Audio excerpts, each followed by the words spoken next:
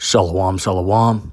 As always, I want to start off these videos by giving all glory, honor, and thanks to the Heavenly Father, Yahweh, and His only begotten Son, Yahweh Shai, for this wisdom and knowledge. Call Halayim La, Yahweh Bahasham, Yahweh Shai, Bahasham Rakah Quadash, as well as a double honors, a respectful double honors upon to the apostles and elders of GMS, the many various men and camps of Great Millstone, whom I've learned and continue to learn this truth under. I'm the brother Allah Yahweh.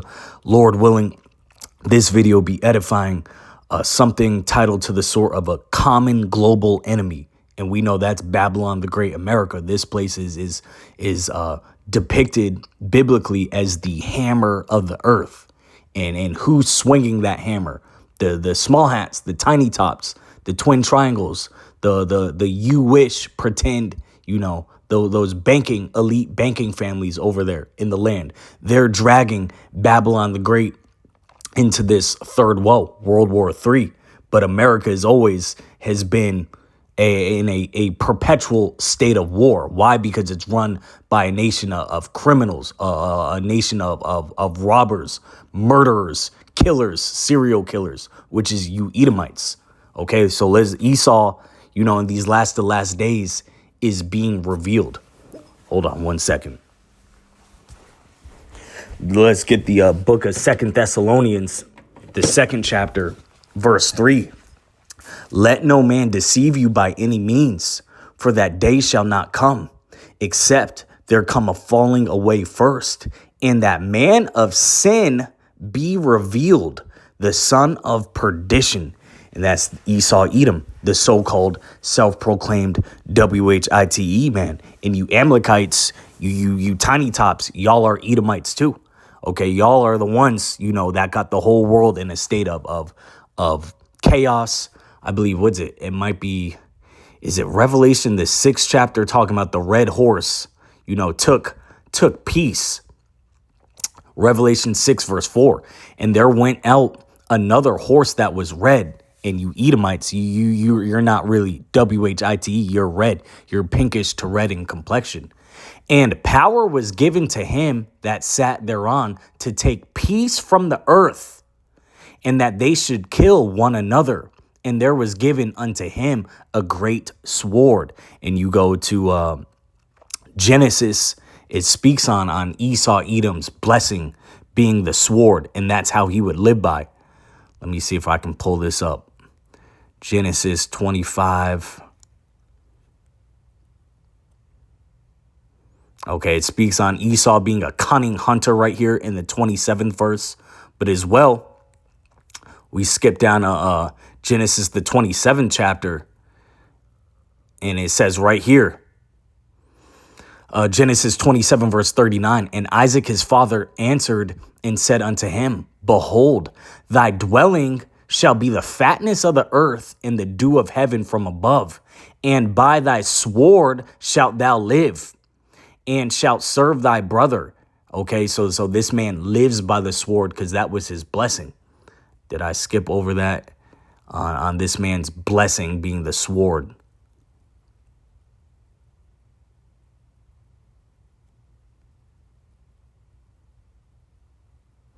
Okay. Salaki. Let me just make sure I got that point, that that's how this man moves. He lives by the sword. His blessing would be a great sword. Wasn't expecting to get these precepts, but the spirit moved. Okay, yeah, 38, Genesis 27, verse 38. And Esau said unto his father, Hast thou but one blessing, my father? Bless me, even me also, O my father. And Esau lifted up his voice and wept. Okay, so his gift was the fatness of the earth. All these lands, all these nations, the whole world would be in the palm of his hand. Who's running the world? The wicked. Job 9, verse 24.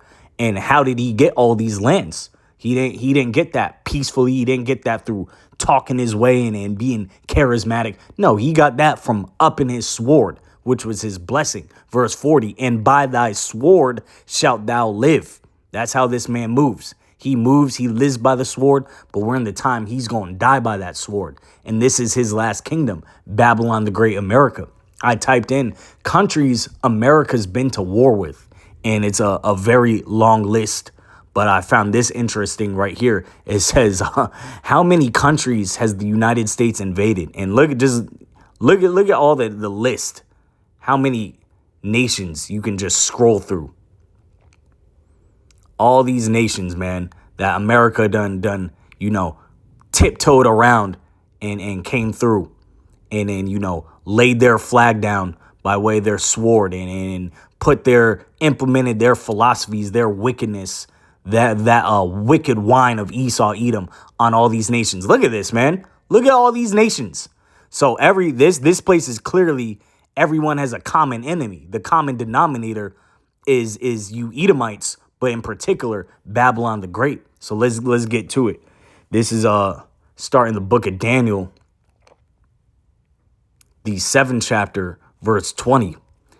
And of the 10 horns that were in his head, and of the other which came up, and before whom 3 fell. And that's talking about Britain, Spain, and France. Even of those horn that had eyes and a mouth that spake very great things, whose look was more stout than his fellows. Whose look was more stout than his fellows. That's talking about Babylon the Great America. It stands taller. It was the one, it's got the tallest skylines. It's got the big bad military, it's got these prideful devils in office talking crazy. They quick to invade one nation after another. That's Babylon the Great America. Out of all the Edomite nations, America stands the tallest. But we're in the time where that's everyone getting tired of that shit, and they gonna all link up, gang up, and come against this man. All the places that this man done bullied, they all gonna meet this man in an alley and beat the brakes off him. And that's what's coming in this third woe. Nahum 3 verse 5. Behold, I am against thee, saith the Lord of hosts, and I will discover thy skirts upon thy face, and I will show the nations thy nakedness, and the kingdoms thy shame. And I will cast abominable filth upon thee, and make thee vile, and will set thee as a gazing stock.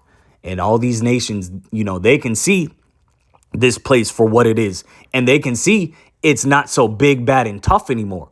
Okay, it's not the only one with nuclear missiles. This man done spent the last 6 decades bitching up his men, putting women and transformers and all type of madness within his military. The people are out of shape and not fit to run a damn mile. And this is who he's going to have to rely on to draft in this third woe. Okay, you got drug addicts, fentanyl addicts leaning, strung out all in the streets, cities and the infrastructure decaying here. This place is decaying and the people are decaying too. These other nations can peep that. They can see that. And they not as scared of the once big bad bully as before. But how this man moves, this is his MO. This is how he moves throughout the earth, pulling his sword out and taking the land of its resources and oppressing the people in them. Matter of fact, let's get that Micah, the 2nd chapter, Micah 2 verse 2. And they covet fields and take them by violence, and houses and take them away. So they oppress a man and his house, even a man and his heritage. And let's go back to this. Look at all these nations, they so-called peacekeeping, or they had to implement military action. You go through all the continents. And this is how Babylon the Great moves. But its time is coming to an end. Habakkuk, the 2nd chapter, verse 5. Yeah, also, because he transgresseth by wine, he is a proud man, neither keepeth at home, who enlargeth his desire as hell, and is as death, and cannot be satisfied, but gathereth unto him all nations, and heapeth unto him all people. Jump down to verse 8. Because thou hast spoiled many nations, all the remnant of the people shall spoil thee, because of men's blood, and for violence of the land of the city, and all that dwell therein. And we jump down to verse 12. Woe to him that buildeth a town with blood, and establish a city by iniquity. And America was built off the blood, sweat, tears, slaughter, lies, robbery of the Israelites, so-called Negroes, Hispanics, and Native American Indians. That's how this place was built. And then it went across the whole world, dominating all these other nations. Ain't nobody shot an atomic bomb off but Babylon the Great America over on the land of Ammon, Japan, back in World War II. But that same that same sword is going to be required of Esau, Edom, in his little kingdom over here in Babylon the Great America. And this place is going to be utterly annihilated. And even Isaiah the 14th chapter, verse 12, it speaks on thou didst weaken many nations. Okay, but we're in the time where now America's weak and it's not as tough and strong as it used to be. And all these nations have been, in the trenches, lifting weights, getting prepared for battle against this place. Jeremiah 50, verse 22 and 23. A sound of battle is in the land and of great destruction. How is the hammer of the whole earth cut asunder and broken? How is Babylon become a desolation among the nations? And that's what's coming. That's what's going to culminate in this third woe. Verse 24. I have laid a snare for thee, and thou art also taken, O Babylon, and thou was not aware. Thou art found and also caught, because thou hast striven against the Lord. And the Lord hath opened his armory and hath brought forth the weapons of his indignation. For this is the work of the Lord Yahweh of hosts in the land of the Chaldeans. Come against her from the utmost border. Open her storehouses, cast her up as heaps, and destroy her utterly. Let nothing of her be left. And ancient Babylon wasn't utterly annihilated and destroyed, but modern day Babylon will be. Okay, when these missiles get shot off, it's not going to be a game. This place is going to be an eternal monument of wickedness. And what happens when you, going back to Habakkuk, the 2nd chapter, when you establish a city by way of bloodshed, chiefly amongst the Israelites, the Lord's chosen people. Jeremiah 50, stay in this chapter, verse 45. Therefore, hear ye the counsel of the Lord, that have taken against Babylon and his purposes, that he hath proposed against the land of the Chaldeans. Surely the least of the flock shall draw them out. Surely he shall make their habitation desolate with them. And that's talking about the land of Israel, the tiny tops, the twin triangles. They are dragging Babylon the Great into this third woe, and they're both going to get annihilated. Only difference is that land in Western Asia, in the so-called Middle East, where the tiny tops, as the scriptures say, a bastard shall dwell in Ashdod. Okay, those imposters, those vampires over there dwelling in the land currently, it's going to get rebuilt up in the kingdom to come. Starting with the return of Yahweh Shai and the beaming up of the elect. And those elites, the elite, tiny top bankers of Amalek, they going to be the first ones in captivity. And they going to be building up, first you got to remove all the damn dead bodies over there in the third woe. But they going to build up our kingdom. America not going to ever be built up. You can see that in Planet of the Apes. Okay, this place is going to be just a giant desert, a monument of wickedness.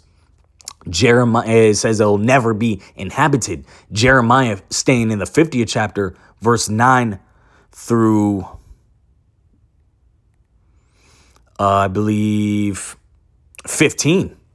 For lo, I will raise and cause to come up against Babylon an assembly of great nations from the north country, talking about Russia, and they shall set themselves in array against her. From thence she shall be taken.